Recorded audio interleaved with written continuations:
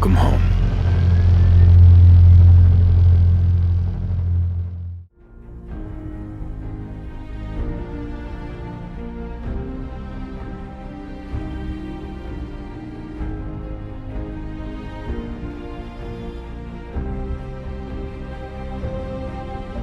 Welcome back, Wastelanders. Epoxy here. So by now I'm pretty sure that you guys have noticed that the art style has made quite a bit of a change between Fallout 3 and Fallout 4, and a lot of the creatures look different in some way compared to what they looked like in Fallout 3. Now, these changes were probably made because of multiple reasons, one being that they just wanted to do a better art style and kind of explore with their art style, and second is probably because of the graphical advancements we've made since the release of Fallout 3. Trust me, there's been a lot, and now we just have more quality and more detail put into the features on these scary ass creatures, and now they're gonna make me shit myself about 20 million times more often than I used to. So I've decided to go through all these creatures of Fallout 4 that we've seen so far and compare them to the ones in Fallout 3.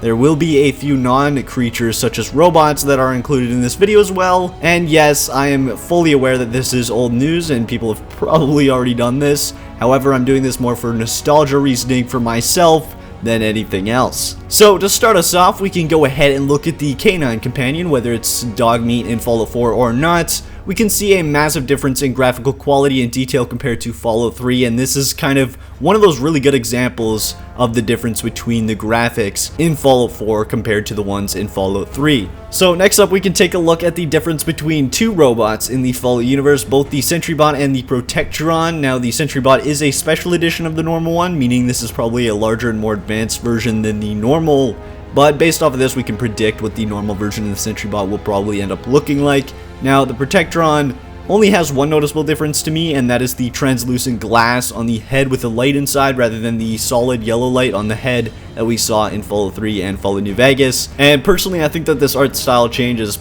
actually really good, and I think that is the same for all the other changes. I think that the art style is amazing in this game, and I think it definitely still fits into the Fallout universe, and it actually kind of improves upon it, and I think that the creatures look a lot better now in this game compared to the previous ones, and they also look a lot more believable compared to the pink-skinned and the weird moldy-looking creatures that honestly didn't look realistic at all. They had like glowing skin and everything and like shiny skin. It just honestly was a little bit off-putting before. However, now the art style is definitely looking a lot better.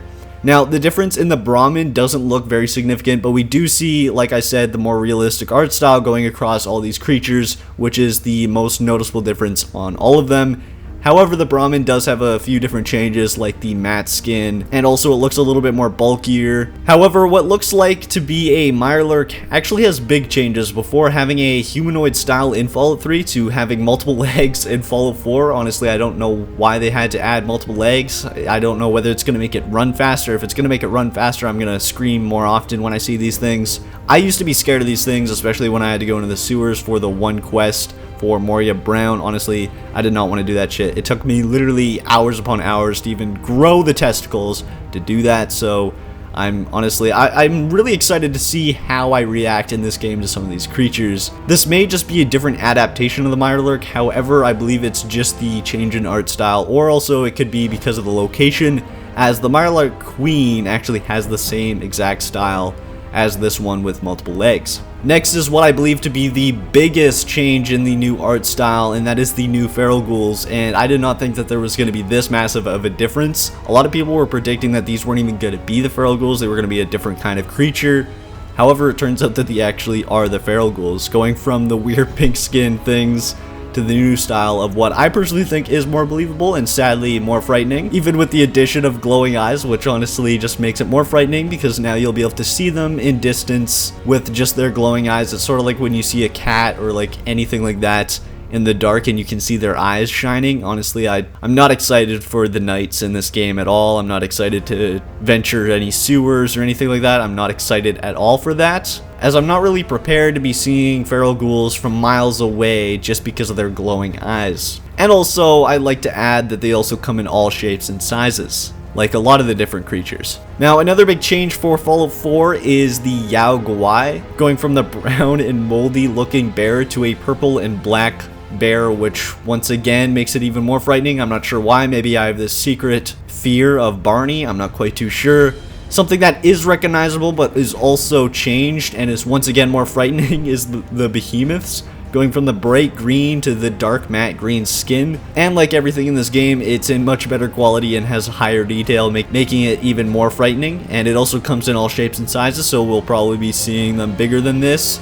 I don't know why we need to be seeing them bigger than this, because this by itself is frightening, and also because the fact that it looks like it moves pretty fast, even though the old ones actually did move pretty fast. And the addition of better AI and more realistic AI in this game makes everything so much more frightening, and I'm not ready for it. Now, speaking of the mutants, here are the new Super Mutants in Fallout 4, or at least the different location of Super Mutants, with the same change in skin, and they also seem to be smaller than the mutants in Washington, so they aren't as frightening for size and the creepy ass teeth that are right up in your face. However, they do have a lot more detail in their facial features and such, so it does make them a lot more frightening, and there are different rankings of these Super Mutants. Now, for something that can literally dig into the ground and bite you right in the ass, or more likely to stab you in the ass, is the Rat Scorpions, now faster and more agile than ever. They scared me before, but now shedded off their blue plates to blend in with the damn environment, which is definitely something that needs to be an addition to the fact that they can now dig underground, come up behind you, and stab you in the ass. I'm not sure why they needed to add that, but they did, and now they can